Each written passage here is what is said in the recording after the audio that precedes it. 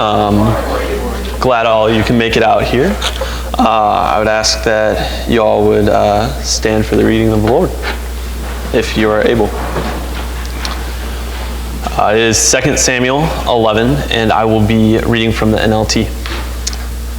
In the spring of the year, when kings normally go out to war, David sent Joab and the Israelite army to fight the Ammonites. They destroyed the Ammonite army and laid siege to the city of Rabbah. However, David stayed in Jerusalem. Late one afternoon, after his midday rest, David got out of bed and was walking on the roof of the palace. As he looked over the city, he noticed a woman of unusual beauty. He sent someone to find out who she was and was told, "She's Bathsheba, daughter of Eliam, and wife of Uriah the Hittite." Then David sent messengers to get her, and when she came to the palace, he slept with her. She had just completed the purification rites after her menstrual period. Then she returned home. Later, when Bathsheba discovered she was pregnant, she sent David a message saying, "I'm pregnant." Then David sent word to Joab, "Send me Uriah the Hittite." So Joab sent him to David. When Uriah arrived, David asked him how Joab and the army were getting along, how the war was progressing. Then he told Uriah, "Go on home and relax." David even sent a gift to Uriah after he had left the palace, but Uriah didn't go home. He slept the night at the palace entrance with the king's palace guards. When David had heard Uriah had not gone home, he summoned him and asked, "What's the matter? Why didn't you go home last night after being away so long?" Uriah replied, "The ark and the armies of Israel and Judah are living in tents, and Joab my master's men are camping in the open fields. How could I go home to wine and dine and sleep with my wife? I swear that I would never do such a thing." "Well, stay here today," David told him, "and tomorrow you may return to the army." So Uriah stayed in Jerusalem that day and the next. Then David invited him to dinner and got him drunk. But even then, he couldn't get Uriah to go home to his wife. Again, he slept at the palace entrance with the king's palace guard. So the next morning, David wrote a letter to Joab and gave it to Uriah to deliver. The letter instructed Joab, "Station Uriah on the front lines where the battle is fiercest. Then pull back so he will be killed." So Joab assigned Uriah to a spot close to the wall where he knew the enemy's strongest men were fighting, and the enemy soldiers came out to the city to fight. Uriah the Hittite was killed along with several other Israelite soldiers. Then Joab sent a battle report to David. He told the messenger, "Report all the news of the battle to the king." But he might get angry and ask, "Why did the troops get so close to the city? Didn't they know there would be shooting from the walls? Wasn't Abimelech, son of Gideon, killed at Thebez by a woman who threw a millstone down on him from the wall? Why would you get so close to the wall? Then tell him Uriah the Hittite was killed." So a messenger went to Jerusalem and gave a complete report to David. "The enemy came out against us in the open fields, and as we chased them back to the city gate, the archers on the walls shot arrows at us.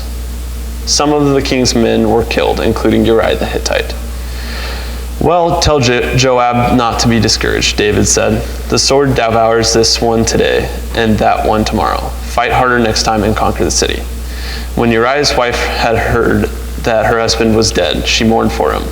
When the period of mourning was over, David sent for her, brought her to the palace, and she became one of the wives. Then she gave birth to a son, but the Lord was displeased with what David had done.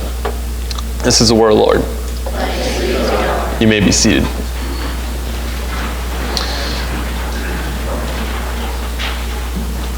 So, in the beginning of this passage, David had just went through a season, kind of like we did, where he was stowed away, and he was finally able to get out of his palace and do something.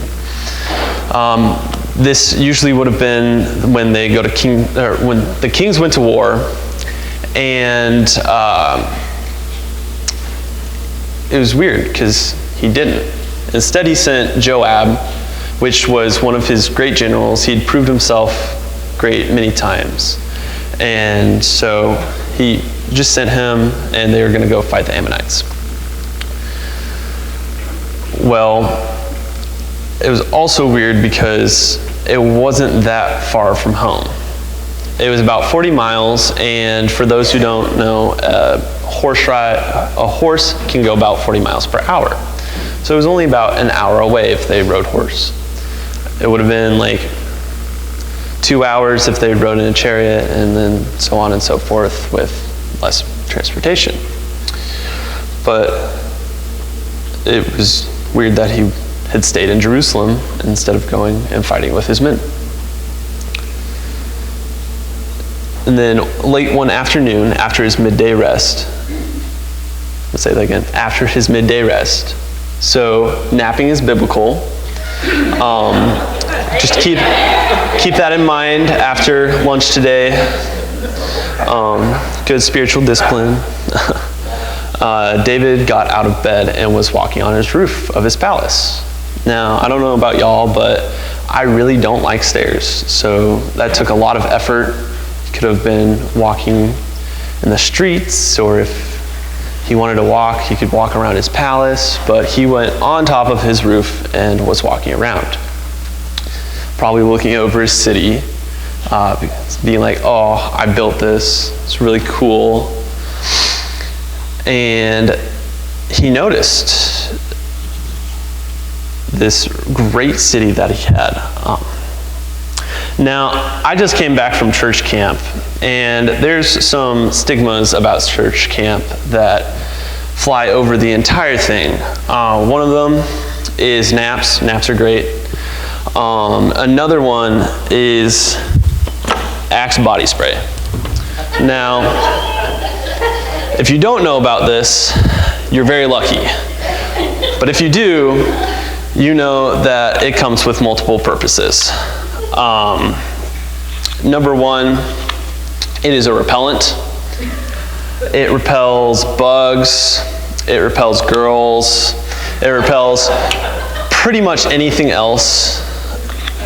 Number two, it is a very good improvised flamethrower. Show you again. Maybe. So, that's great. And the last thing it is it's a shower in a can.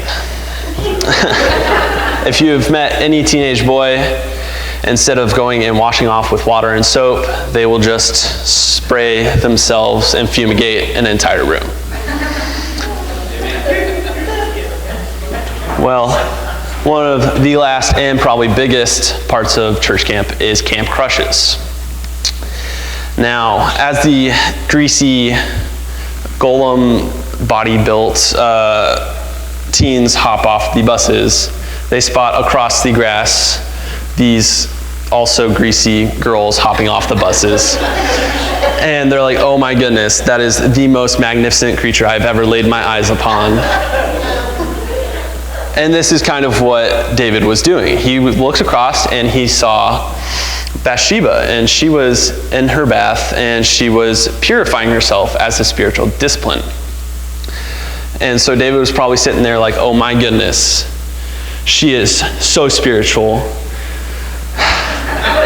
And so he was like, I gotta know who she is. So he sent for her, and his servants come back and they're like, hey, so this is the daughter of Eliam and Uriah the Hittite, and these guys are like these great warriors. They're part of the 30 elite.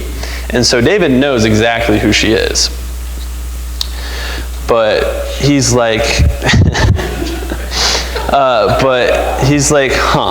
interesting. All right. So instead of turning and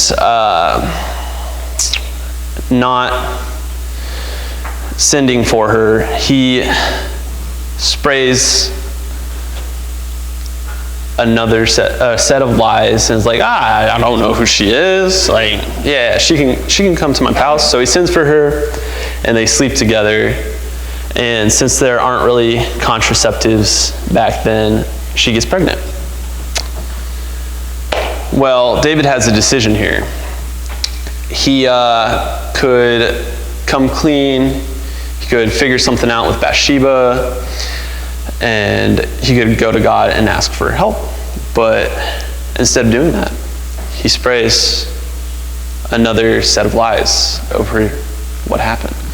He calls for Uriah, and especially back then, you just listened to what the king had to say. There was no if, and, or buts about it. So Uriah picks up, and this is after a while of fighting in the fields. So he comes in. He could probably smell Uriah at the gates. And so in comes sweaty Uriah.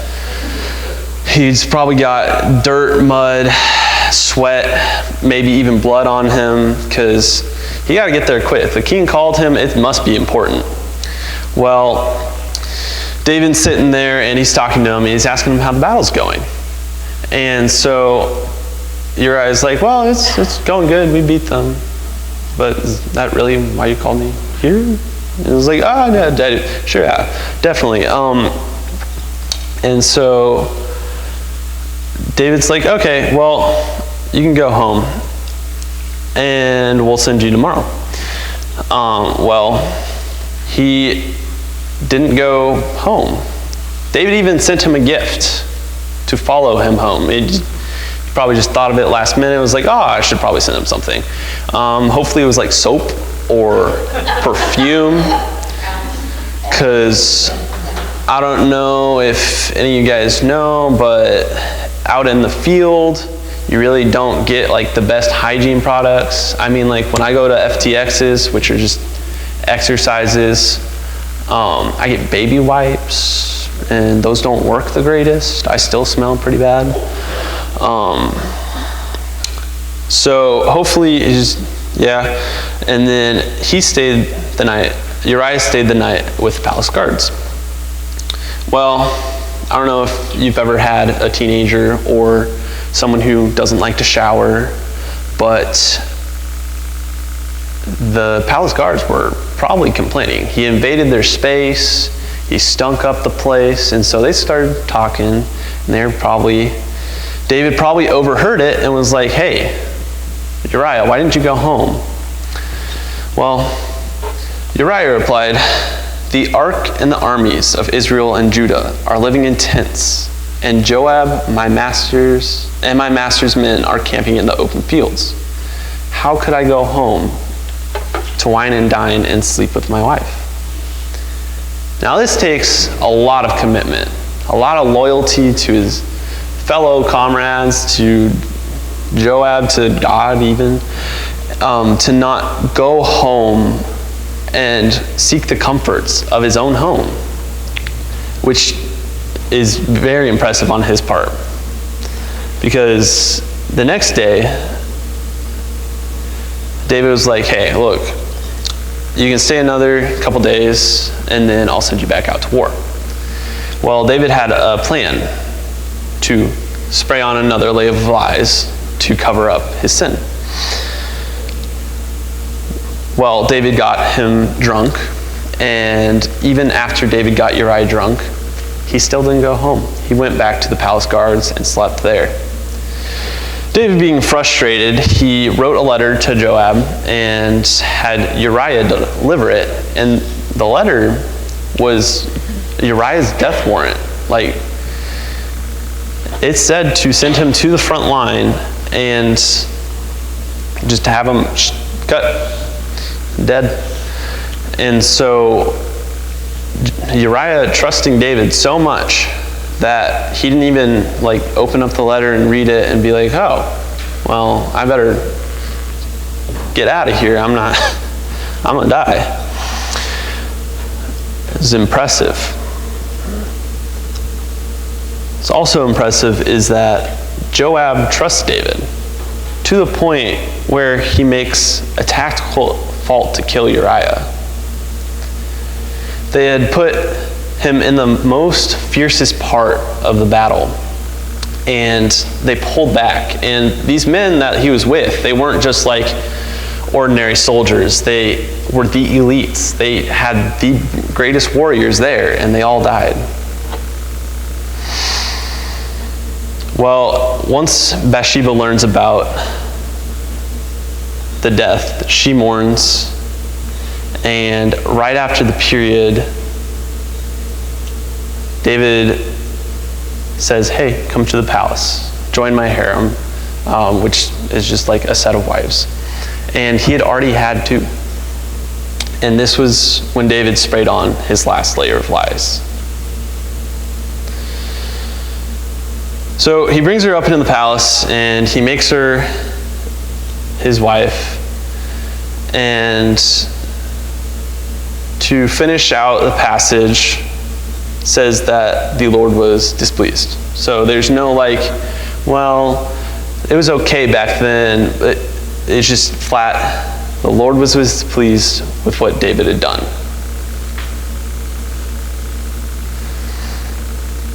Teddy Roosevelt once said, nothing in this world is worth having or worth doing unless it means effort, pain, difficulty. No kind of life is worth leading if it is always an easy life. Throughout this entire story, David is seen taking the easy way out. He sinned, but he tried to cover it up by calling in Uriah and having him sleep with his wife. He tried to get him drunk to send him home. He tried and succeeded in killing Uriah. And then he brought her into his palace to be his wife, to make it look like it was made in wedlock.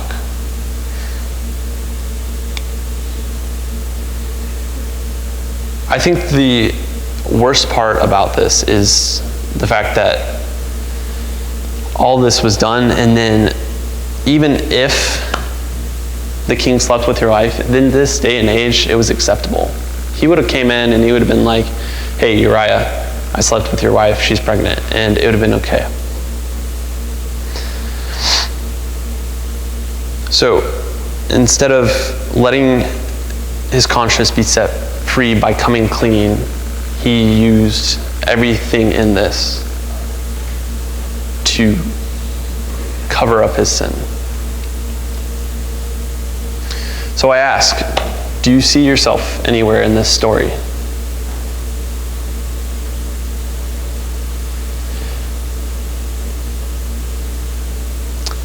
Please take a posture of prayer.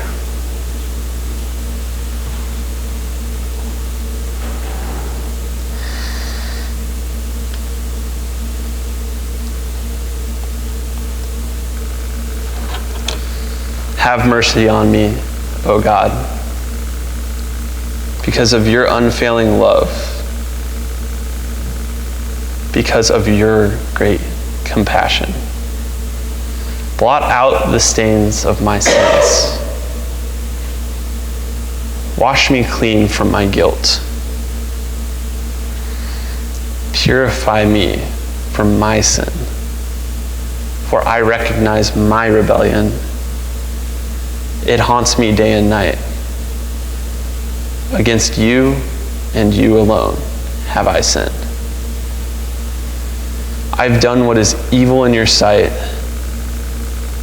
You will be proved right in what you say, and your judgment against me is just. For I was born a sinner, yes, from the moment my mother conceived me. But you desire honestly from the womb, teaching me wisdom even there. This is David's prayer to God. This is Psalm 51, 1 through 6. And David writes this after he is confronted by Nathanael.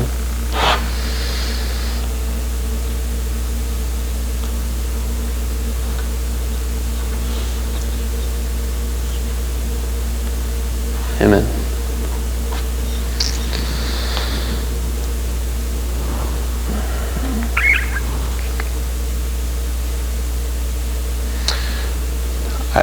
Dear God,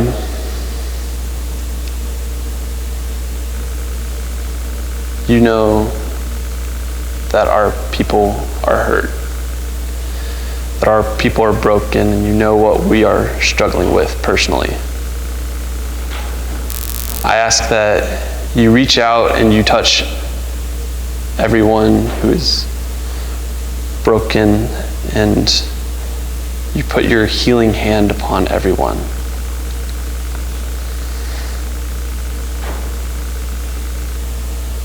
Only you can do this, God.